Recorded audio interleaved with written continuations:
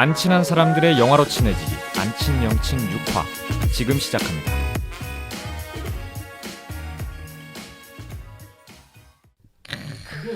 성우야. 성우 발성이네. 세상에서 제일 열심히 했어 진짜. 너무 성우 발성이네. 제일 열심히 했어. 네. 네. 이걸 게스트가 따라해 준다고. 아, 국물인 것 같길래. 찰떡이네요. 찰떡. 아, 찰떡이죠. 네, 벌써 6화입니다, 여러분. 네. 또 게스트가 한 분 오셨네요. 이게 친구가 그러더라고. 네. 보통 방송에서 주작을 하면 네. 친구 사이가 아닌데 친구 사이인 척을 하잖아요. 막 그쵸. 스타의 친구를 소개합니다 이런 거 네. 보면은. 근데 우리는 왜 반대로 하냐고. 원래 사실 그 전 편에 있던 대진 씨도 짱친이거든요, 거의. 아, 청취자 기만이다. 예. 아, 이런 이제 평이 더 이상. 있어가지고 네네. 이제 뭐 병맛 만담 방송인데 그쵸. 미친 정신으로 바꿔라 이런 의견을 진지하게 주더라고. 미친년. 그래가지고 오늘은 네. 진짜 두 분은 모르시는 게스트 한 분을 초대를 했습니다. 예, 정말 처음 뵙는 분이에요. 아, 네. 저희 자기소개를 먼저 간략하게 하고 그 다음에 게스트 소개를 할게요. 좋습니다. 저는 영화 비평이랑 연출 공부하는 정원이라고 합니다. 저는 영화미술과 무대미술 공부하는 페퍼입니다. 네, 저는 연기와 연출에 관심이 있는 코코입니다. 자기 PR의 시대라서. 네. 그지. 여기까지 나오더라고요. 그리고 오늘의 게스트 예린님. 아, 저는 영상 이론 공부하는 예린입니다. 찐이 아. 오셨어. 아, 그러니까요. 찐인 건가요? 전공이 이론과죠. 예, 영상 이론과. 드디어 전문가를 매셨다. 아, 날카롭게. 부끄럽네요. 예, 안타깝게도 저기 유자님은 오늘 참여하지 못하셨네요. 바쁘셔가지고. 네. 뭐 예린님께 질문 없습니까?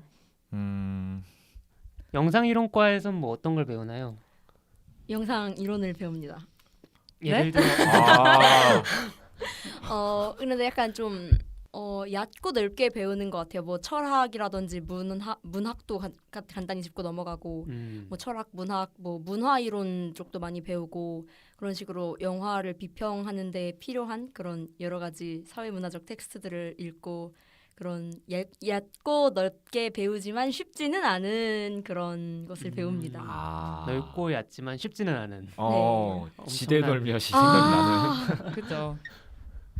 뭔가 팟캐스트에 특화된 분인 것 같은데. 그러게요. 그렇죠. 이 네. 얘기 저 얘기 막 할 수 있고 네. 어깨 너머로 여러 가지. 들어온 고정을 꿰차실 생각.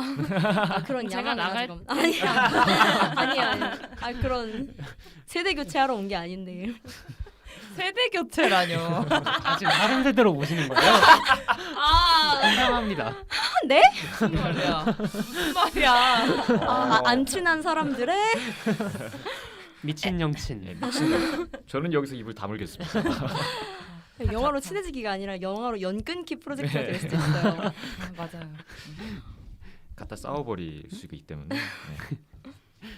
네, 그래서 오늘 할 영화는 이게 원래는 공포 특집 이렇게 2회를 할 예정이었는데 네. 생각해보니까 완벽주의자 감독 특집을 하고 있더라고. 스탠리 큐브릭과 나홍진. 네, 오늘은 나홍진 감독의 곡성입니다. 네.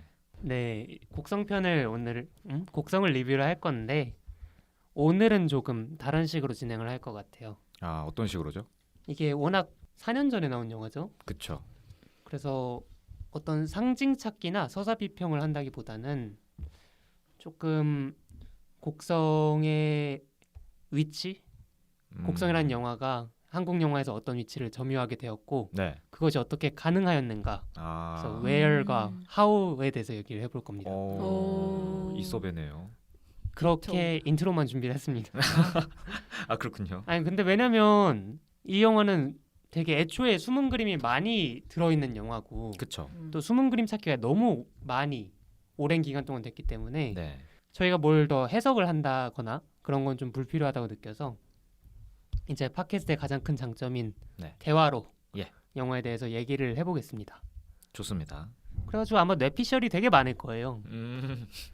주로 제 뇌피셜이 많을 거고 거기에 대해서 이제 패널들이 반박 혹은 동의를 해주시고 이제 또 개인적인 것도 여쭤볼 거기 때문에 네네. 곡성을 재밌게 보신 분이라면 그냥 친구들이랑 얘기하는 기분으로 들어보실 만하지 않을까 네. 생각하면서 구독, 좋아요, 댓글, 알림 설정 부탁드립니다. 필요합니다. 절실해요. 중요하죠. 나멘. 일단은 저는 나홍진 감독을 정말 좋아하거든요. 아 그러세요? 나홍진 감독의 모든 작품을 좋아해요. 패널분들은 어떠신지? 제가 다 본 건 아닌데 그래도 안 봤다고 이 자식아. 해오랬잖아. 다 본 건 아닌데 어. 그래도 몇 개는 봤어요. 아니 작품이 6개신데 그 중에 반 봤으면은 그래도 꽤나 많이 본 거지. 그렇죠. 완전 필목 깨기를 다 하고 오신 거죠. 그 정도면. 순위를 매겨본다면 주관적인 코코의 나홍진 순위. 야 이거 부담되는데요. 3위 뭡니까? 3위 저는 근데 본 게 3개여가지고 3위는 황해 2위는? 완벽한 도미요리 오 1위는? 곡성. 추격자를 안 봤다는 얘기인가요? 아 이렇게 다 봤다 이런. 유도 신문이었나요? 바로 검거. 그랬구나. 순진했네. 그랬구나. 예린님은 어떠세요? 저는 뭐 순위가요? 순위. 순위 3위가 저는 추격자. 그러니까 통과한 건가요? 추격자 봐서? 제발 황해 안 봤다고 해주세요. 넌 해고야. 네, 저도 2위가 황해고 1위를 곡성으로 뽑고 싶습니다. 저도 똑같은 순위입니다. 전 모르겠는데. 영화를 봤는지 안 봤는지 모르겠어요. 봤죠. 영화는 다 봤죠. 다는 아니지만 네. 황해랑 추격자는 봤어요. 어떠셨어요? 영화가 좋고 나쁨을 떠나서 사실 저는 추격자는 개인적으로 너무 기분이 나빠서 그럴 수 좀 있죠. 보기가 충분히. 너무 힘들었고 황해는 좀 정신 사나웠다?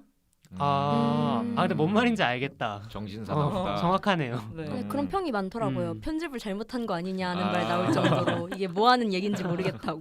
곡성은 어땠어요? 저는 1위는 곡성이에요. 그러니까 2위가 추격자랑 황해. 공동 2위구나. 고만고만하다.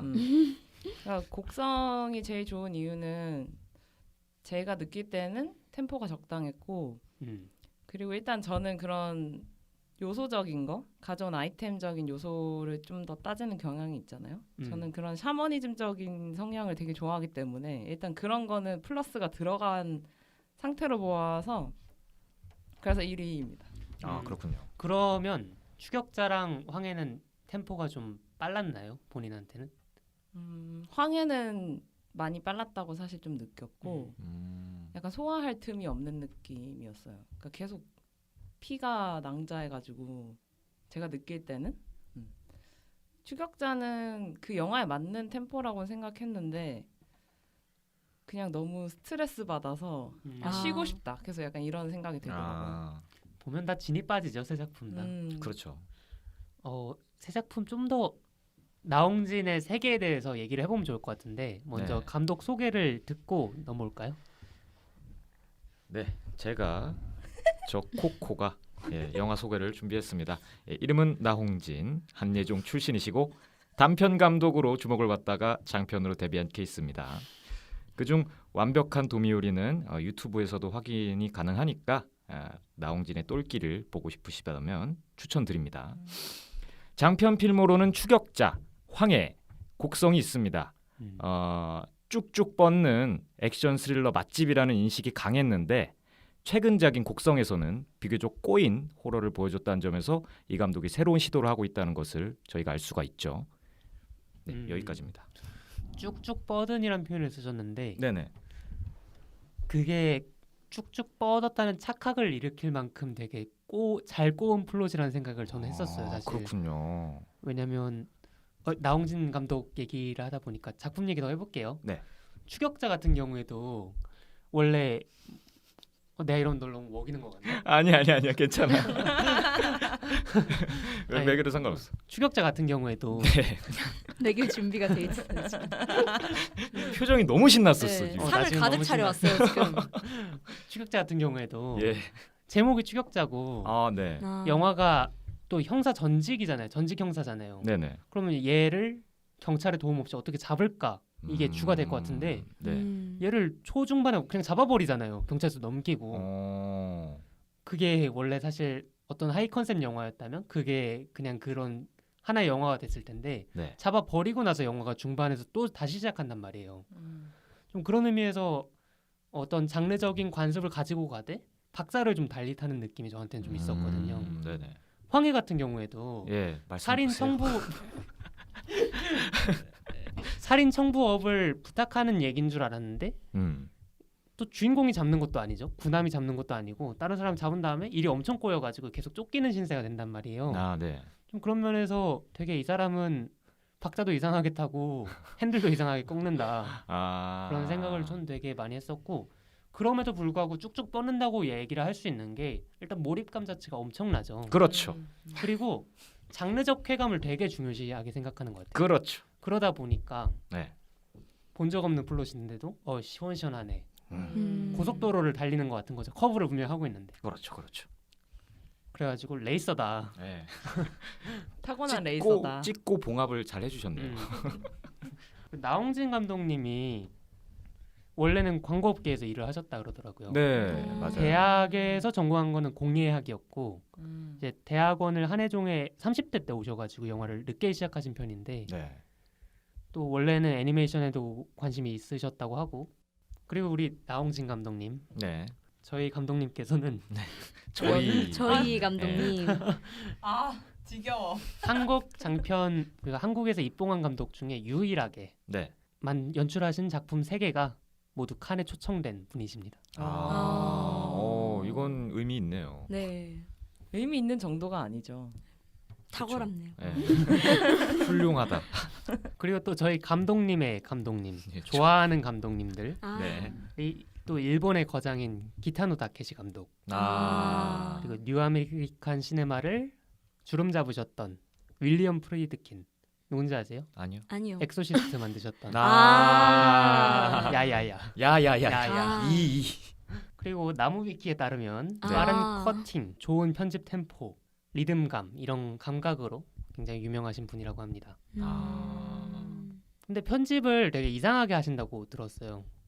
무슨 말이냐면 우리 같은 코코나 저 같은 편집을 하는 사람들은 예. 그냥 여기 컷 붙네 그렇죠. 하고 이렇게 다 한 다음에 영화를 다시 보고 이상한 점이 있으면 고치잖아요. 아, 그렇죠. 이분 같은 경우에는 컷을 추가를 하면 그때부터 영화를 처음부터 다시 틀어가지고 본대요. 이 컷이 전체적으로 얼마나 유기적으로 리듬감을 만들어냈는지를 보고 있는 거예요. 그래가지고 황희 같은 경우에는 편집 시간이 부족했다고 하죠. 그래서 너무 빡쳐가지고 곡성에서는 준비 기간을 굉장히 오래 가지고 편집 시간도 많이 확보를 했다. 이런 얘기가 있었습니다. 이제 바로 곡성으로 넘어가자면 네. 곡성이 6년 만에 나온 작품이죠. 황해가 네, 황해 기준으로. 황해가 망해가지고. 네, 망했다뇨 저희 감독님한테. 저희 감독님의 작품은 망하지 않습니다. 흥행에 실패할 뿐이죠. 손익분기점을 넘지 못했다. 네. 단지 그뿐이다. 네. 이제 황해가 226만 대인데 제작비가 100억 조금 더 넘었을 걸로 예상이 돼요. 네. 근데 뭐죠? 추격자 몇만 명 받는지 알아요? 추격자가 300 얼마였던 걸로 기억하는데. 504만 명. 근데 굉장히 경제적으로 찍었잖아요. 사실 네. 장소도 별로 안 필요하고 그렇죠. 그렇죠. 굉장한 데뷔작이라는 생각이 들고 이제 곡성이 687만 명이 들었고 또 흥미로운 지점은 20세기 폭스한테 투자백을 받았죠. 네. 최근에 20세기 폭스한테 투자를 받은 영화는 퀴즈. 그런 거 몰라요. 나도 몰라. 자, 우리 게스트에게 기회를 넘기겠습니다. 영상이론과 네, 모릅니다.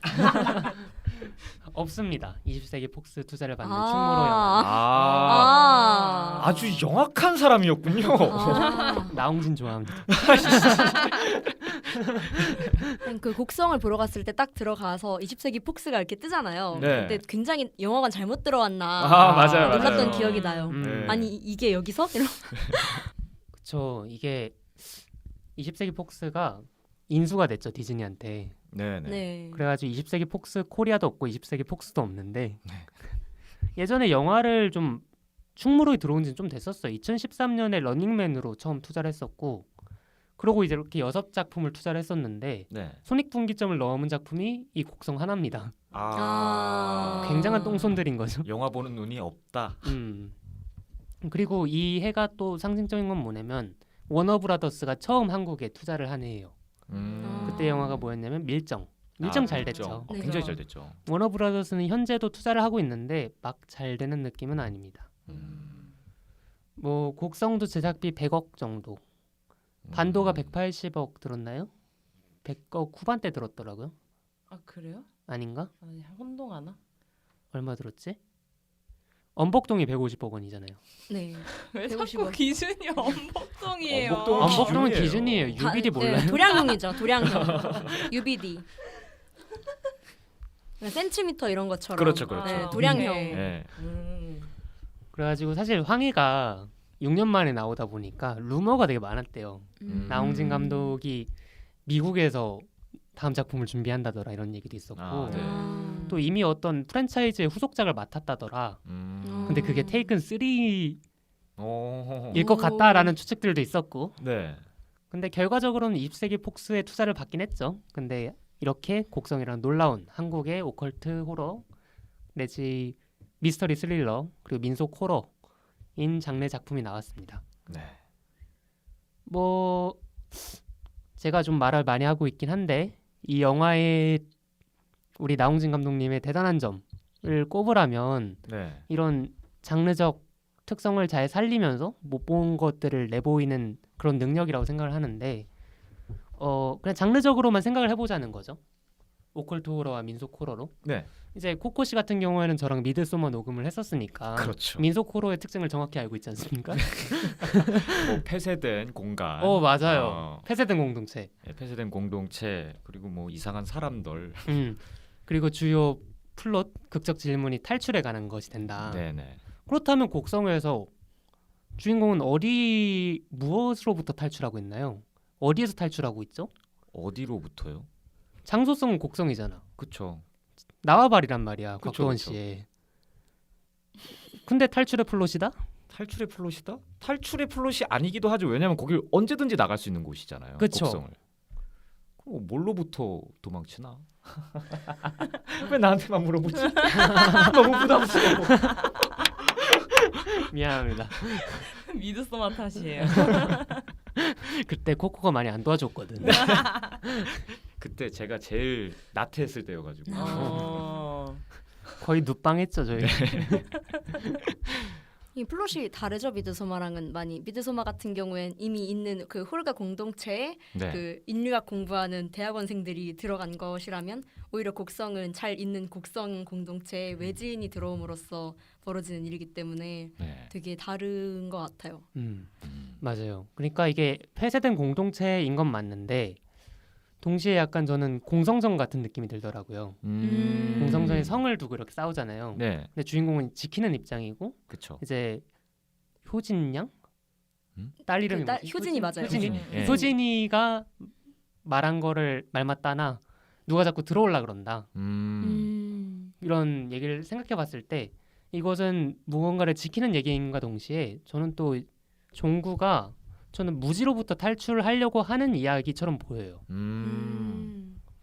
이게 민속 호러라는 장르를 대입해 봤을 때 제가 느낀 지점이고 이제 오컬트 호러로서 보자는 거죠. 네. 오컬트 호러 같은 경우에는 초자연적인 존재와의 대립을 주로 다루잖아요. 예. 그리고 이런 거는 사실 누굴 처치해야 된다 이런 게 초반에 나와요. 누가 선이고 누가 악이고 이런 그쵸. 방식으로 막 구마, 퇴마 이런 의식을 한다든지 해가지고 이기는 얘기란 말이에요. 네. 예를 들면 엑소시스트. 그쵸. 근데 여기는 사실 마지막 5분까지는 혹은 영화를 2번 볼 때까지는 누가 선과 악인지조차 모른단 말이에요. 그쵸. 근데 그럼에도 불구하고 이런 장르적 쾌감을 극대화시키면서 이 정도의 몰입감을 유지한다? 전례가 없었던 얘기다. 영리한 거죠, 상당히. 그리고 이거를 뭐 우리 한국 오컬트 호러 영화들과 비교를 해볼 수도 있을 텐데 네. 혹시 사바 보셨나요? 사바. 아, 예, 저 네. 봤어요. 검은 사제들은요? 그것도 봤습니다. 다 봤죠. 어때요? 두 작품들은 곡성과 비교해 봤을 때? 딴 얘긴데 사바하가 개봉했을 당시에 어떤 분이 쿵따리 사바하라고 하셔가지고 영화를 보는 내내 쿵따리 사바하 이게 너무 울리는 거예요. 집중이 안 됐던 기억이 납니다. 너무 머리에서 했네. 어떻게 빼? 이거 어떻게 빼? 그때 수능 안 본 게 다행이네 진짜. 그것도 있었네. 싸바 아 있었어. 나도 댓글에서 본 거야. 당했어요. 다들 못됐어. 예를 들면 검은 사제들은 네. 좀 본 내용이잖아요, 사실. 아 그렇죠. 그렇죠. 저는 이 감독님 오컬트 호러를 굉장히 좋아하는 안재현 감독님을 굉장히 장재현 감독님. 존경하는 장재현 감독님을 굉장히 존경하고 네. 이분이 네. 이 장르에 가지고 있는 애정을 되게 높이 산다는 말은 너무 건방진 것 같고 굉장히 애정이 있는 감독님인데 리스펙. 검은 사제들은 약간 이 장르가 될까 말까를 이미 있는 패로 좀 맛을 본 느낌? 한번 네. 건드려 본 느낌이란 생각이 들거든요. 사실 굳이 한국에서 안 만들어져도 되는 영화잖아요. 그렇죠. 그렇죠. 근데 한국에서 만들어서 의미가 있었던 거죠. 네. 그런 의미에서 저는 살짝 이 영화가 진지함과 동시에 코스플레이를 하고 있지 않나. 장르적 코스플레이, 서사적 코스플레이를 하고 있지 않나라는 생각이 저는 조금 들었어요. 아, 네. 하지만 굉장히 재밌게 봤었고 또 네. 편집이나 연출 같은 게 너무 훌륭하죠. 초반 몽타주 같은 걸 보면 그럼요. 게다가 박소담 배우를 단번에 스타로 만들었던 맞아요. 그 연기가 거의 뭐 그 분위기에 8화를 박소담 배우가 했다고 봐요. 저는. 강동원 씨 얼굴이랑 김윤석 씨 연기 보러 갔다가 박소담 씨만 보고 나온다. 그렇죠. 이런 말이 있죠. 네. 하지만 그렇다고 하기에는 이제 강동원 씨 사제복이 너무 훌륭해서 그때 후광 논란이 있었잖아요. 네. 그때 후광이 있었느냐 없었느냐로. 조명을 너무 세게 친 게 아닌가. 그랬죠. 네. 검은 사제들은 뭐 있는 그대로 되게 훌륭한 이야기지만 좀 어디선가 봤다는 인상을 지울 수 없는 작품이었고 개인적으로는. 그리고 이제 사바는 저는 설정이 너무 좋더라고요. 사바가 이제 찐을 찾는 목사가 네. 이제 탐정 수사를 해가면서 사이비 종교가 진짜냐 아니냐를 밝히는 얘기잖아요. 네. 근데 개인적으로 가장 아쉬웠던 건 이게 영화의 메시지랑도 관련이 있는 것 같은데 이정재가 연기한 캐릭터인 임목사를 그냥 목격자로만 사용하는 느낌이 있어요. 화자도 아닌 것이 이게 사실 임목사 이야기를 그대로 빼도 이야기의 기본적인 갈등 토대는 그대로 있거든요. 네. 그리고 임목사가 빠진다고 해도 막 선과 악의 대결이 달라졌을까? 그것도 아니에요. 사실상은 그 배우님 이름이 뭐지? 박정민 배우님이랑 이제 그 악과의 대결인 거죠. 그렇죠. 그러다 보니까 임목사의 장면이 나올 때마다 저는 좀 이입이 어렵다, 몰입이 안 된다. 임목사가 서사에 끼치는 영향이 없다 이런 생각이 들면서 임목사가 힘도 없는데 분량도 없네. 근데 몰입감도 없네 이런 느낌이 좀 드는 거죠. 그리고 임목사가 찐을 찾는 이유가 네. 막 자기 친구가 독실한 사람이었는데 뭐 외국 나갔다가 당했다 이런 얘기잖아요. 이게 사실 좀 저는 관객을 몰입시키기에는 조금 아쉬운 동기부여가 아닌가. 조금 게으른 동기였다. 저는 그 부분에 동의를 하면서도 약간 다른 게 그게 원래 목사 임목사의 이야기거든요. 친구 얘기인 척하면서 자기 얘기를 하는 건데 그 부분이 저는 너무 인상이 깊었어가지고 그러면 충분히 그 목사라는 사람이 저렇게 변할 수 있겠다. 그리고 저런 행동들을 하면서 저런 이야기들을 그러니까 목격자로서 볼 수 있겠다라는 생각을 했었고 그리고 장재현 감독님이 이 사바를 쓰게 된 어떤 가장 모티브가 그 목사님 얘기였거든요. 아 실제 얘기 이게? 네, 제가 알기로 그러니까 그 장재현 감독님이 예전에 NGO가 맞나요? 네네. 네, 거기서 일을 할 때 들었던 얘기가 있었다고 하더라고요. 그래서 그 목사의 그 히스토리 같은 그 이야기를 듣고 거기서부터 시작을 했다고 저는 들었고 그리고 이거는 썰일 수도 있는데 그러니까 이 목사라는 사람이 있고 이거에서 이런 여러 가지 에피소드를 빼내는 형식으로 갈 거라서 그렇게 나왔다고 저는 들었거든요. 그래서 사실은 형사가 아닌 이상 좀 더 적극적으로 개입은 못하지 않았을까라는 생각이 좀 있어요. 근데 저도 곡성을 안 봤으면 비슷하게 생각했을 것 같아요. 근데 그 놀라운 걸 나홍진 감독님이 해내시지 않습니까? 아니 그렇잖아요. 가능한 거였다. 네. 왜냐면 종구 같은 경우에는 아무런 힘이 없잖아요. 초자연적인 존재들 사이에서. 그렇죠. 근데 그럼에도 불구하고 끝까지 어떤 서사에 영향을 끼친단 말이에요. 특히 마지막 선택을 할 경우에는 저희 관객들이 전부 이입해서 생각을 하죠. 난 누굴 골라야 돼. 그렇죠, 그렇죠. 그렇죠. 그리고 한 가지 더 놀라운 점은 이제 오컬트 호러의 클래식이니까 엑소시스트 얘기를 계속 하게 되는데 네. 엑소시스트 같은 경우에는 중간에 주인공이 바뀌는 경우예요. 아, 무슨 그래요? 얘기냐면 딸이 한부모 가정의 딸이 빙의가 된단 말이에요, 악마한테. 예. 그래가지고 엄마가 이 딸을 고치려고 막 정신병원도 데려가고 막 해요. 근데 결국에는 누가 와요? 엑소시스트가 오겠죠. 예, 그래서 오겠죠. 사제가 온단 말이에요. 네. 그러면 그때부터 사제가 주인공인 거야. 음. 왜냐면 주인공은 이 의식에 참여를 할 수가 없으니까, 구마 의식에. 아, 그렇죠.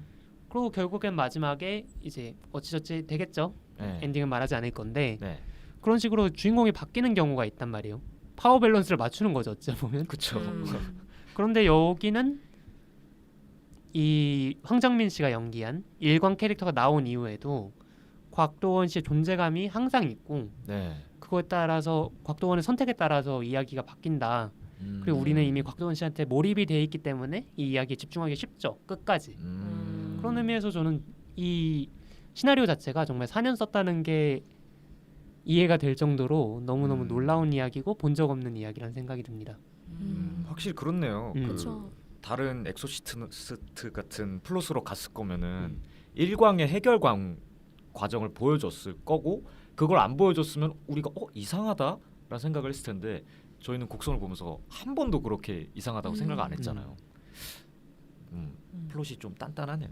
그리고 우리가 이렇게 여러 명에서 한 좀비를 다굴하는 걸 본 적이 없죠. 그렇죠. 좀비 떼가 사람을 이렇게 먹는 걸 본 적은 있어도 아, 네. 이렇게 많은 남성들이 그치. 좀비 연장 한 하나씩 명을- 챙겨서. 네. 그 장면 너무 재밌지 않아요? 아, 너무 아, 재밌었어요. 재밌죠. 그리고 진짜 킬포 뒤에서 일본인이 보고 있는 게 너무 웃겨요. 저는. 뒤에서 응원하고 있었을 거 아니에요. 맞아. 제발 죽지 마라. 거기서 종구는 아까 말씀하신 것처럼 약간 일광이 나온다고 주인공을 토스해주는 게 아니라 끝까지 서사를 견인하고 가잖아요. 네. 그게 종구가 어떻게 보면 약간 경찰이기 때문에 가능한 건가라는 생각도 했었는데 사실 종구가 그 좀비 레이드를 할 때 딱히 경찰력을 사용하진 않잖아요. 오히려 동네 아는 사람들이랑 곡괭이 들고 사적 그렇죠. 제재를 하러 가지. 예. 그래서 저는 종구가 경찰로 직업이 경찰이라는 게 어떤 의미가 있을지 되게 이야기 나눠보고 싶었어요. 아, 저는 그거라고 생각했어요. 그 경찰 딸한테 말할 때 아빠는 경찰이니까 거짓말인 거 다 알아라고 하잖아요. 그러니까 이 누구보다 이제 현실의 해결자에 가까운 사람인데 이제 아무것도 해결할 수 없는. 그래서 우리 인간에 대입시킬 수 있는 종구가 경찰이어야 된다고 저는 생각했었어요. 그리고 좀 감동적인 포인트가 내가 종구였으면 네. 경찰서에서 총 하나 가져갔을 텐데 그렇죠. 공포탄 하나 든 거. 근데 그냥 경찰 배지 떼고 간 거잖아요. 어찌 보면 살인을 네. 하려고 결심한 거니까. 그런 지점도 어찌 보면 종구라는 캐릭터를 잘 보여주는 것 같고 네. 또 말씀하신 대로 되게 가부장임과 동시에 사회의 문제를 해결해야 되는 존재인데 그렇죠. 무력하게 묘사되는 지점이 유의미한 것 같아요. 네. 조금 여기서 잊자면 저는 이 영화가 되게 포스트 모더니즘 틱하다는 생각을 하거든요. 네, 그놈의 포스트 모더니즘. 한번 들어볼까요? 들어볼까요? 아 부담되네 갑자기. 저는 이 영화 보면서 되려 저희 녹음했던 시리어스맨 생각 많이 했어요. 아, 시리어스맨이요. 그러지 않았어요? 저의 발제 네, 모시 중원디. 그쵸. 네. 사실 모시 중원디가 곡성의 질문이라면 네. 시리어스맨의 질문은 What's going on 이거죠. 그렇죠. 그죠. 아. 대체 뭔 일이요? 그러니까 무슨 말이냐면 이 영화에서는 하나의 사건을 해석하는 여러 기관, 공동체들, 실마리들이 되게 많은데 딱 뭐라고 설명을 해주질 않잖아요. 그렇죠. 뭐 무속 신앙도 있고, 네. 기독교, 서양의학, 한의학, 외국인 뭐 등등이 네. 있는데 뭐 영화 결말에서 봤다시피 종구는 선택을 해야 되잖아요. 그렇죠. 진실을 선택을 해야지 선이 뭔지를 구별을 해야지 딸을 살릴 수 있는 상황인데 네. 사건 계속 벌어지는 연쇄 사건을 돌이켜 보면 이것이 그래서 버섯이랑 아예 상관이 없느냐? 코럴레이션이 있을 거 아니에요. 연관관계가 있으니까 계속 이렇게 검출이 됐겠죠. 그렇긴 하겠죠. 그렇지만 과학만으로는 이게 설명이 안 되잖아요. 네. 과학 하나만으로는. 네. 근데 과학을 믿는 순간 이 나머지 설명들 무속신앙이나 기독교적 설명이 같이 공존할 수가 있느냐? 그렇지 않다는 거죠. 네. 그거와 마찬가지로 마지막 종구의 선택도 사실 생각해 보면은 이제 이 무명이란 존재 네. 천우희 씨가 연기한 이 존재는 인과관계에 대해서 얘기를 하고 그렇죠. 이 누구야? 일광? 나카무라춘 아. 일광과 일본인 네. 일광은 낚시 같은 거다. 이 딸 잡힌 거 이유 없다. 그냥 네. 미끼 물은 거다라고 얘기를 하잖아요. 네. 일종의 카오스, 우연 그쵸. 예. 그런 것들로 설명을 한단 말이에요. 네, 네, 네. 근데 이게 뭐 하나를 선택하는 순간 다른 한쪽의 설명을 포기해야 되잖아요. 예. 근데 저희가 막 인생을 설명할 때 뭐 한쪽만 선택해가지고 그것을 자신의 세계관으로 가져가는 게 아니라 주로 여러 가지를 도입을 해오잖아요. 그렇죠. 뭐 예를 들어 종교가 없는데도 인과관계는 믿을 수 있는 거고 카르마도 그렇기 때문에 어느 정도 믿을 수는 있는 거죠. 조금은. 그럼요. 그렇죠. 근데 이 영화에서는 하나의 선택만을 강요하고 또 그 하나의 선택이 전체를 설명하는데 실패한다는 지점에서 되게 모더니즘, 과학, 이성, 뭐 남성주의의 설명 그게 가능해? 라고 묻는 것처럼 느껴진다는 거죠. 아, 그렇군요. 엄청 종교적인 영화임과 동시에. 그럼 세 분은 네. 마지막 결말 때 종구가 선택할 때 네. 어땠어요? 누굴 선택해야겠다는 생각이 들었어요? 만약에 나였다면 네. 저 같은 경우엔 좀 생각을 해봤어요. 그 일광이나 쿠니무라 준 같은 경우에는 말씀하셨던 것처럼 미끼와 낚시의 비유를 하잖아요. 난 미끼를 던졌을 뿐이고 그냥 그걸 하필 문 게 네 딸이고 너였을 뿐이다라는 우연 때문에 이 모든 사태가 발생한 것이다라고 말을 하고, 반면 그 무명 같은 경우에는 네가 뭔가를 건드려서 안 될 것을 건드렸기 때문에 책임의 수재가 너한테 있다라고 말을 하는데, 저는 그래서 약간 좀 다른 상황들에 대입해서 고민을 해봤어요. 뭔가 나에게 내가 한 행동에 비해서 과한 징벌이나 과한 재난 같은 것이 닥쳐왔을 때 이게 내 책임이라고 생각하는 게 좀 더 마음이 편할지, 아니면 우연히 얻어 걸렸을 뿐이라고 생각하는 게 마음이 편할지에 대해서 고민을 해봤는데 역시 답이 안 내려지더라고요. 그게 내 탓이다라고 말하면 그건 나한테 너무너무 마음이 아픈 일인데, 그건 네. 우연이다라고 말하면 너무 억울하잖아요. 한 그쵸. 것도 없는데. 예. 그래서 어떤 상황에 대입을 해봐도 되게 답을 내리기가 어려운 상황이었을 것 같고, 근데 만약 그 상황이었으면 선택을 당장 하긴 해야 되니까 급하니까 저는 이렇게 가만히 앉아서 어떡하지 하면서 오두방정 떨다가 자연히 숫자가 다 세지지 않았을까. 맞아. 저도 그 생각을 좀 하긴 했어. 종구가 좀 더 고민했으면 알아서 됐을 텐데. 조금만 더 우유부단했었으면은. 근데 저는 예전에 BTV에서 이동진 평론가가 한 얘기 중에 네. 그 얘기가 되게 딱 맞아 떨어진다고 생각한 게, 나홍진 감독의 주인공들은 무지한 행동주의자들이다. 무슨 일이 벌어지는지는 모르는데 그렇다고 행동을 안 할 수도 없는 성격들이라서 그쵸. 늘 움직이고 사고에 휘말리고 네. 그런 주인공들이다. 그러는데 종구도 비슷한 경우죠. 그렇죠. 가만히 있을 수가 없는 거죠. 솔직히 어떻게 믿어요, 맞아요. 무명을. 게다가 손은 펄해가지고 손이라도 좀 분칠을 하고 오던가.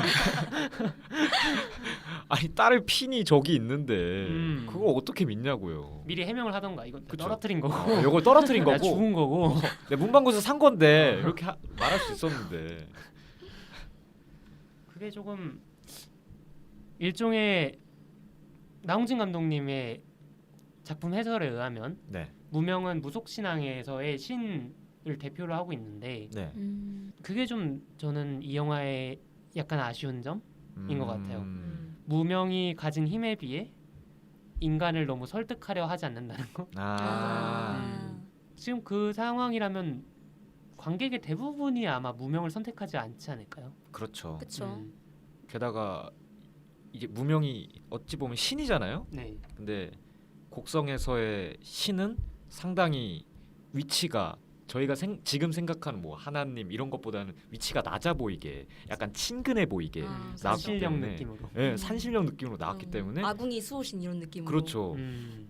당장에 뭐 저 다른 종교의 신이 답을 가르쳐 주지 않았다고 하더라면은 이 우주의 법칙이 다 뜻이 있으실 거야 이러는데 이제 여기에 나오는 무명은 억울한 거죠. 뭐야 왜 안 알려줘요? 아 산신령인데 이거 얘기해 줄 수 있는 거 아니냐고 이렇게 그쵸. 되는 거죠. 그쵸.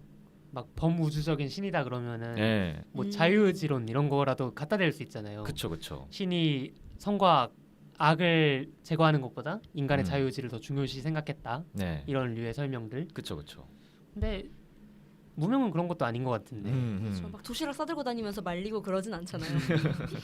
저는 약간 어떻게 생각했냐면 무명의 힘이 좀 약할 수밖에 없었던 이유가 그 결국에 신도 사실은 사람들이 믿지 않으면 없어진다고 하고 힘이 약해진다는 그런 얘기들이 있잖아요. 그것처럼 그 마을에 뭐 할머니나 이런 분들은 그런 것들을 믿어도 사실 실제로 현실적으로 우리가 대화를 했을 때 나 귀신 봤다 이런 얘기를 하면은 다들 믿지 않았잖아요. 그래서 약간 그것 때문에 이제 무명이 거기를 어떤 수호신이라고 했을 때 네. 힘이 약해질 수밖에 없지 않았나. 그와 반대로 쿠니무라 준 이 외지인은 마을의 이 메인 소문이었으니까 힘이 강할 수밖에 없었다. 육체를 가졌으니까 뭔가 좀 더 그리고 사실 악은 의심할 때 힘이 커지잖아요. 그렇죠. 그래서 그때는 이제 쿠니무라 준 배우님, 그러니까 외부인이 힘을 더 얻었다고 생각을 했고 잠깐 힘이 약한 건 사실 그 좀비 살리려고 힘을 써가지고 네. 그거 말고는 사실 이유가 없어 보였거든요. 그냥 저는 그래서 무명이 좀 수동적일 수밖에 없지 않았을까라는 생각을 좀 했어요. 근데 무명 얘기를 좀 더 해보자면 저는 이 영화가 만들어낸 성취해낸 뭐라 그럴까요? 기술적 성취? 네. 서사 기술적 성취는 뭔 것 같냐면 네네. 이 무명이 굉장히 짧게 등장했음에도 불구하고 무명의 존재감을 우리가 영화 전체 내내 느낄 수 있다는 지점인 것 같아요. 그러니까 어찌 보면 이 영화에서 점점 달리를 하는 네. 인서트 샷에서 카메라가 움직이는 게 무명의 시점 샷으로도 볼 수가 있는 거죠. 그렇죠. 그런 의미에서 이런 식으로 캐릭터를 설명하는 방식은 저는 본 적이 없는 것 같아요. 네. 그리고 곡성 자체가 워낙 시간에 따라서 날씨가 빠르게 변하고 빛이 빠르게 변해가지고 영화를 찍기 굉장히 부적합한 환경이라고 하더라고요. 아 그래요. 하지만 동시에 이런 무속 신앙적인 에너지를 표현하는 데는 너무나 최적화되어 있는 환경이라서 어찌 보면 굉장히 모험적인 선택을 한 거죠. 그렇죠. 그 새벽녘에 그런 파란 조명 있잖아요. 아. 이 영화만큼 잘 어울리는 영화가 없는 것 같아요, 진짜. 이 인서트도 촬영 감독들이 매번 아침 되면 2시간 먼저 일찍 일어나가지고 산 타서 찍고 그랬다고 해요.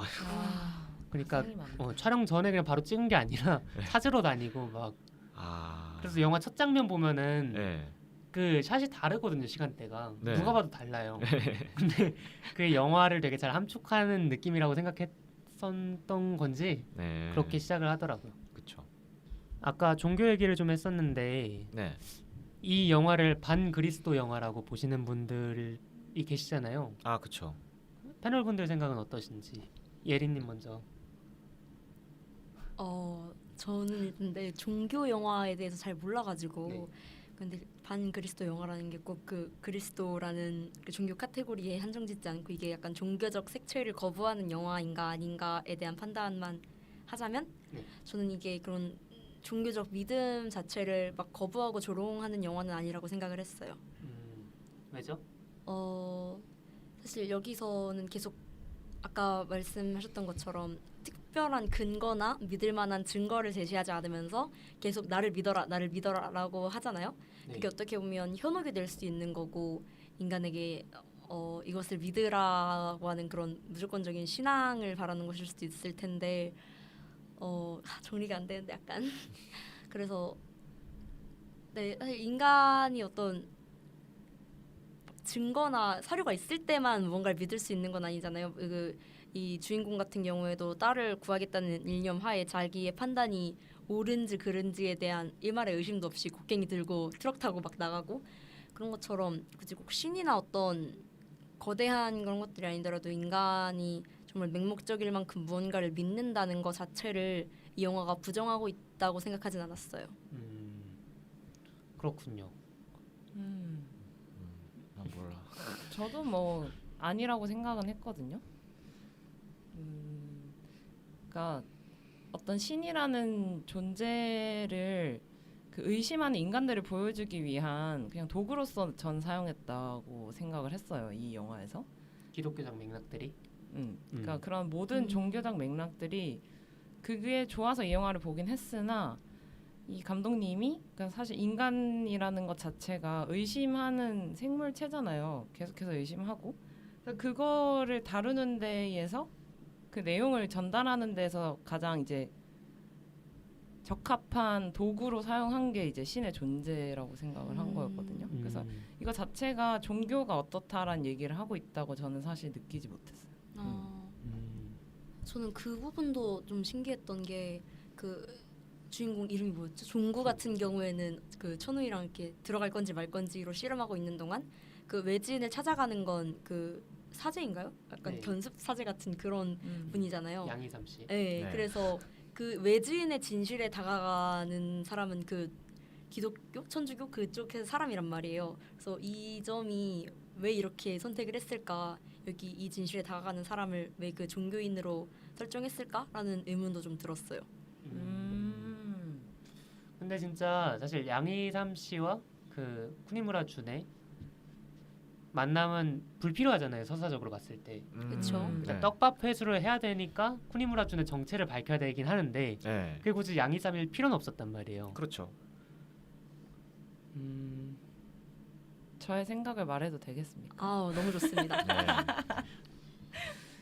저는 그 사제인 이유는 사실 굳이 생각을 한다면은 가장 맹목적인 믿음이 있어야 하는 사람이거든요. 그 사람이 가장 종교랑 가깝고, 근데 그 사람이 의심하는 모습을 보여줌으로써 가장 뭐 굳이 말하자면 활용 점정을 찍으려고 한 거 아니었을까? 그러니까 자기가 말하고자 하는 부분에서. 그리고 저는 그 외부인의 정체라고 생각을 하지 않았어요. 그 악마의 모습이 그냥 그 사제가 믿는 대로 보였다고 생각했거든요. 그 사람이 의심한 내용대로 그 악은 모습을 보였다고 생각했지 약간 진짜 걔가 악마였다라고는 저는 사실 생각하지 않았거든요. 하긴 외진도 그렇게 말을 하잖아요. 너는 이미 내가 악마라고 믿고 온 거 아니냐. 맞아요. 약간 그런 거를 들으면서 사실 저도 그런 생각을 했어요. 처음에는 약간 그 모습을 보고 저는 약간 오니처럼 느껴져서 네. 진짜 저는 오히려 그 기독교 이런 걸 다 떠나서 약간 이분이 애국심이 감독님이 애국심이 좀 있으신가? 그래서 뭔가 일본에 관련된 그 문화들을 좀 더 다 부정적으로 표현하려고 하시는 건가라는 생각을 했었는데 사실 그 마지막 장면에서 악마라는 단어를 서로 계속 쓰니까 그러면 이거는 그냥 그 인간이 어떻게 생각하고 그런 모습에 따라 이제 바뀐 거 아닌가 약간 그런 생각을 했죠. 이거 되게 들어본 적 없는 해석이네요. 그래요? 좋네요. 일본 문화 얘기를 하셨으니까 제가 찾아보니 원래는 중국인으로 할까 일본인으로 할까를 고민을 하셨다고 하더라고요. 그러니까 알레고리로서 이 나라 자체가 국적 자체가 별로 큰 의미가 없었던 거예요. 네. 그냥 중요시 생각했던 건 한국 사람과 비슷하게 생긴 존재가 어느 순간부터 침투해서 그 지역을 완전히 말살시킨다 라는 건데 이게 저는 시국이다 보니까 코로나의 알레고리처럼 보이기도 하고 해외 입국객. 그렇죠. 특정 국가를 얘기하는 게 아니라 네. 산골에 자가격리를 잘했어야 했는데.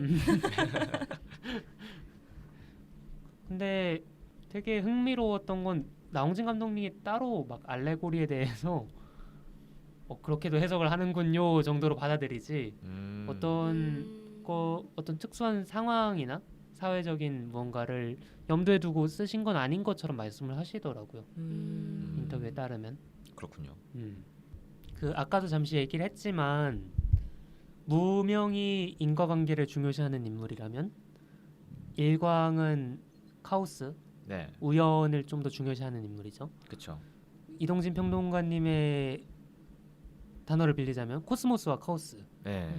얘기를 할 수 있을 것 같은데 각 패널 분들은 어떤 생각을 하고 사시는지 아, 본인들의 세계관을 짧게 설명해 주시면 좋을 것 같습니다. 짧게. 짧게.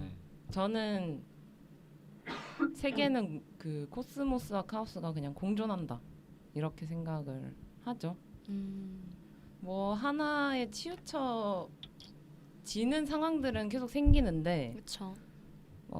그걸 중간에 지켜야 되지 않을까? 그냥 모든 걸 생각을 한다면 저는 딱 그 정도의 생각만 하고 사는 것 같아요. 그게 어떤 요소건 간에. 저도 우주의 법칙 코스모스 존재한다고 생각합니다. 뭐 간단하게 뭐 1 더하기 1은 2인 것처럼 규칙은 존재하죠. 하지만 제가 당장에 이렇게 손을 뻗을 때도 수많은 우주의 규칙이 적용이 된단 말이죠. 그렇죠. 그렇죠. 그래서 저희는 그걸 다 알 수가 없습니다.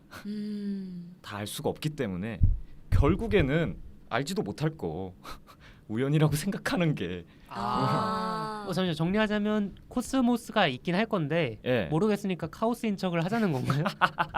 아니요. 저희 인간의 영역에서는 카오스일 수밖에 없다는 거예요.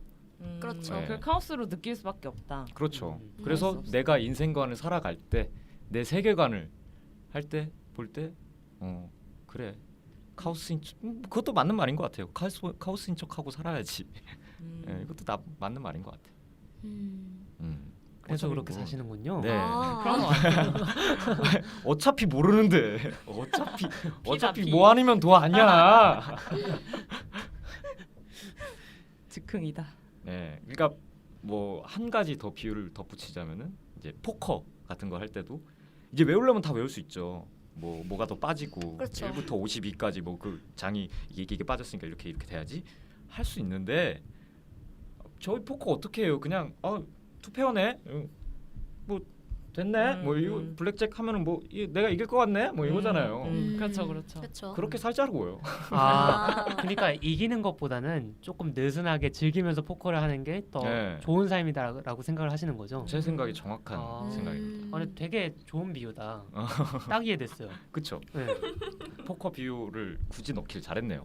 아, 오케이. 예린님은요? 저도 코코님이 말씀하신 거에 굉장히 동의를 하는 부분 중 하나가 아 그러세요? 네, 사실 인간 말씀하신 것처럼 우주의 법칙이라는 건 분명 존재를 할 거예요. 그리고 만약에 지금 종이를 접어서 비행기를 날린다고 쳤을 때 그럼 그 종이를 접는 것에서부터 그 날렸을 때 바람, 공기, 온도, 분위기 이런 그쵸, 것들이 그쵸. 전부 다 변수일 텐데 그 변수들에도 따지고 들어가면 정말 규칙이 있기는 할 거예요. 아마 제가 앞으로 늙어 죽을 때까지 인식할 수 없겠고 이 과학도 밝혀낼 수 없는 것들이 있겠지만 뭐 가령 제가 며칠 전에 본 뉴스 중에선 심해어가 암컷이 엄청 크고 수컷이 뭐 몇십 분의 1 정도로 작은데 수컷이 암컷의 피부에 상처를 내고 이렇게 들어가서 기생하는 식으로 번식을 한다고 하더라고요. 네. 그게 인간의 기준으로 얼마나 카오스예요. 말도 안 되는 일이죠. 그렇죠. 그런데 그 심해어들 기준에서는 우리는 원래 이렇게 사는데 그럴 거 아니에요? 그렇죠. 그런 것처럼 우리가 이해하지 못하는 것들, 평생 이해할 수 없고 사실 이해하려고 시도하지 않는 것들도 다 그들 나름의 규칙을 가지고 있을 것이다. 그러니까 우리가 무엇을 탐구하고 무엇을 적당히 무시하고 살지는 그걸 잘 조율하면서 이렇게 재밌게 포커를 치면 된다라는 것이 저의 인생관입니다. 그렇군요. 둘이 괜히 MBTI가 비슷한 게 아니네요. MBTI가 저 ENFP요. 저 ENTP요. 반갑습니다. 반갑습니다. 저 한마디만 더 보태면은 네네. 뭔가 그 예린님이랑 코코님이랑 저랑 뭔가 비슷한 듯 다른 느낌이 좀 있어요. 그렇죠. 예, 공존은 한다. 공존한다의 어떤 거기서 나오는 그래서 제 마지막 의견은 그냥 그러니까 질서는 있으나 뭐 우리가 다 알 수 없으니까 혼돈을 느끼니까 그거를 그냥 약간 편하게 살자 이게 아니라 저는 그거에 대해서 계속 생각을 하면서 살아야 된다는 주의인 거거든요. 포커패를 외워야 된다. 패를 외운다기보다는 뭐라고 해야 될까요? 즐긴다 이러기보다는 좀 어느 정도 질서를 알고 근데 질서가 틀릴 수 있음에 대해서 인지를 하고 그러면 또 그걸 혼돈을 그냥 놔버리는 게 아니라 거기에서 또 경계를 해야 되고 여기서 또 경계를 해야 되고 그러니까 그 사이에 계속 있으려고 노력을 해야 된다 뭐 이런 건 거죠. 그러니까 이게 일종의 윤리관 같은 걸 수도 있는데 그 어떤 부분이든 간에 내가 생각하는 중도 그리고 그게 이 중도가 또 맞는지도 계속 생각을 해야 되고 그래서 저는 그런 주의여서 그냥 계속 생각을 해야 된다는 주의인 거거든요. 이거를 즐기자 이렇게라기보다는 오히려 사실은 좀 더 경계를 해야 되고 근데 그 경계가 행동을 막지는 말자. 그러니까 계속 일종의 그 모든 게 다 아이러니이기 때문에 사실 질서와 혼돈도 아이러니 개념이잖아요. 둘이 모순적 개념이잖아요. 네. 그게 공존할 수 있음 자체를 인지하고 대신에 어느 하나에 치우치지 않게 이제 생각을 하면서 살자. 저는 딱 그거. 저도 굳이 따지자면 이쪽이 더 가까워요. 제가 느끼기엔 페퍼님이 제가 아는 지인들 중에 굉장히 탑 성취주의자신데 분명히 모든 상황에서 네. 확률 싸움이죠. 하지만 그쵸. 그 확률을 제가 원하는 결과치를 얻기 위한 확률을 최대한 높일 수 있다면 높이는 방향으로 뭐든 해야 되지 않나라는 생각을 저도 하고 그런 삶의 알 수 없는 불확정성 때문에 제 행동이 억제되는 게 전 너무 자존심 상하고 속상해요. 그렇군요. 네. 그래서 뭔가 패를 외운다기보다는 네. 패를 외우지 못하는 저의 무지와 싸우는 느낌이 저는 큽니다. 맞아요. 저 그렇습니다. 그렇군요. 이렇게 제이와 피끼리 나뉘는 거죠. 그렇네. 그렇게 제이구나. 되나요? 그렇게 돼버리네요. 네, 얘기가 좀 샜는데 네. 청취자분들 아직 계시죠? 잘라도 돼요. 손 계시는 걸로. 그러면 저희 인사드리기 전에 마지막으로 추천 컨텐츠 혹은 한 줄 평 하도록 하겠습니다. 고유코코죠. 코코님 먼저.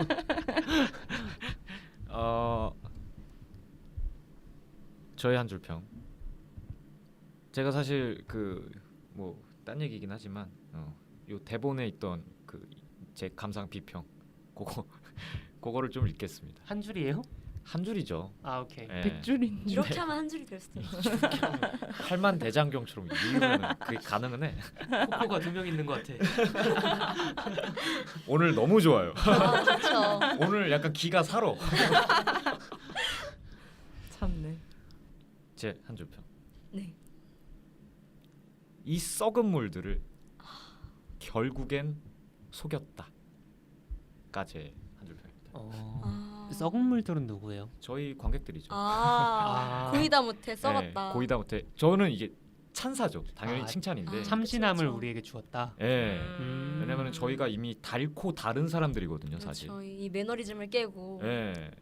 뭐 더 이상 이제 절름발이가 범인이래 이런 거에서 막 진짜 이러지 않잖아요. 그죠. 브루스 윌리스가 죽었대. 진짜 이러지 않잖아요.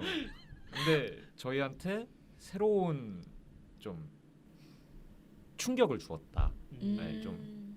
저는 일단 제가 이 영화를 좋아한 이유가 약간 샤머니즘적 요소를 썼다는 것이었으니까 거기에 맞춰서 이거 소설을 하나 가져왔는데 뭐 읊을 건 아니고 이제 김동리 작가님이라고 이제 유명하신 작가님인데 그분의 무녀도라는 단편이 있어요. 무녀인 주인공과 그 아들이 있는데 아들을 이제 어렸을 때 다른 데서 키웠거든요. 네. 근데 걔가 돌아오니까 그 기독교 신자가 되어 있는 거예요. 재밌어. 그죠? 벌써 재밌어. 완전 재밌다. 진짜. 그러니까 그 둘이 그 종교적 대립을 이제 그려낸 소설이고 그리고 그게 어떻게 이제 악화되는지를 사실은 그려낸 소설이고요. 사실 그것도 요소만 샤머니즘이지 사실은 어떤 현대와 전통의 대립 같은 느낌이 좀 있더라고요. 그러니까 영화도 있네요. 1972년도 네, 거. 맞아요. 완전 재밌겠다. 그러게요. 좋은 추천 감사합니다. 네. 저 같은 경우는 영화는 아니고 단편 소설인데 플래너리 오코너라는 여성 작가의 단편 중에 좋은 사람은 찾기 힘들다라는 단편이 있어요. 맞죠. 찾기 힘들죠. 정말 제목부터 안 느껴지는 네. 단편인데 그 단편의 경우는 그 옛날 미국의 대농장 시대 이런 흑인 노예 부리던 네. 그런 보수적 가치를 되게 연호하던 할머니가 가족 여행으로 그 농장의 추억을 찾아 떠나다가 약간 그 탈옥수를 만나서 일가족이 알아. 순식간에 몰살당해 버리는 그런 이야기인데 저는 그게 곡성과 되게 플롯이 비슷하다고 생각했거든요. 네. 어떤 마을의 그런 나와 마리의 공동체라던가 아니면 내가 생각하는 그런 과거의 영광 같은 보수적인 가치를 연호하는 사람이 그 외부에서 갑자기 튀어나온 사람에 의해서 이렇게 파국으로 치닫는 그런 플롯이 비슷하다고 생각을 했고 또 그 좋은 사람은 찾기 힘들다 같은 경우에도 그래서 이게 결국 그 할머니가 막 마지막에 그 탈옥수 앞에서 아 너는 막 축복받은 사람이야 막 하나님도 너를 사랑하실 거야 이런 얘기를 하다가 뭐래 이러면서 결국 총 맞거든요. 네. 그래서 결국 이게 그러면 그 종교나 기독교적 가치를 조롱하고 비난하는 작품인가라는 이야기도 나왔었는데 저는 이게 곡성과 마찬가지의 이유로 그렇지만은 않다고 생각을 했거든요. 네. 그래서 함께 엮어서 보시면 되게 재미있는 작품이 될 것 같습니다. 아 그렇군요.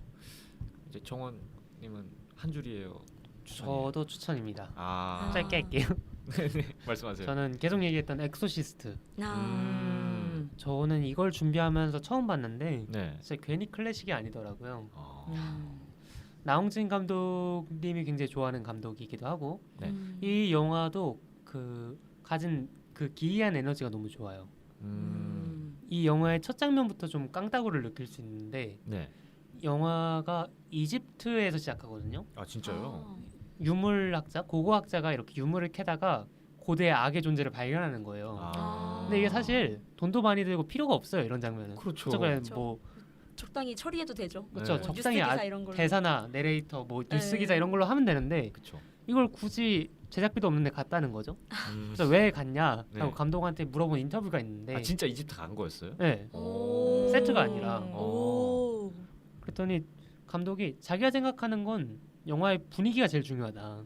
아. 이 영화가 첫 장면이 기능적으로는 단지 악마의 존재랑 나중에 고작 조연으로 나오는 사제를 등장시키는 것뿐이지만 이거를 쌓음으로써 이 영화의 기본적인 토대가 완성되었다. 그래가지고 제작자도 반대하고 또 이 책이 원작이 있거든요. 이 영화의 원작이 책인데 네. 출판사에서도 이 첫 장면 필요 없다. 이 내용 좀 지워와라 그랬는데 네. 그 작가의 혼을 그대로 담아서 영화로 만들었기 때문에 이 정도로 높은 위상을 가진 클래식 영화가 되지 않았나. 원작자를 탄탄한. 존중하는 이 마음과 네. 영화의 에너지를 중요시하는 태도 이런 지점이 저는 좀 나홍진 감독님을 연상케 하는 부분도 있었고 네. 곡성을 좋아하시는 분들이라면 엑소시스트도 굉장히 좋아하실 것이다 라는 생각을 했습니다. 아. 갑자기 스탠리 큐브릭 감독님이 생각이 나네요. 왜요? 샤이닝을 그쵸. 재조립하신 분. 아 맞아. 개념이 거기까지만 하는 네. 걸로. 네. 네 그러면 준비한 얘기는 어느 정도 다 했는데 네. 또 게스트분의 소감을 안 들어볼 수가 없죠. 그럼요. 아, 네. 어떠셨는지 짧게 부탁드리겠습니다. 네, 역시 이 팟캐스트 제목을 듣고 왔을 때 아 정말 안 친한 사람들이 오는 건가 했는데 네. 아, 저도 이번 기회에 정말 친해지고 가는 것 같고요. 아. 네? 그렇게 생각하셨다니까. 네, 아, 네, 네, 정말 엄청나게 친해지고 가는 것 같고 네. 네, 서로 주고받는 에너지가 굉장히 재미있었던 좋은 시간이었습니다. 네. 재출연 의사가 있으신가요? 아, 없는 걸로. 없는 걸로. 네, 그러면 여기서 인사드리겠습니다. 좋습니다. 다음 주에 봐요. 안녕. 안녕. 다다음 주네요.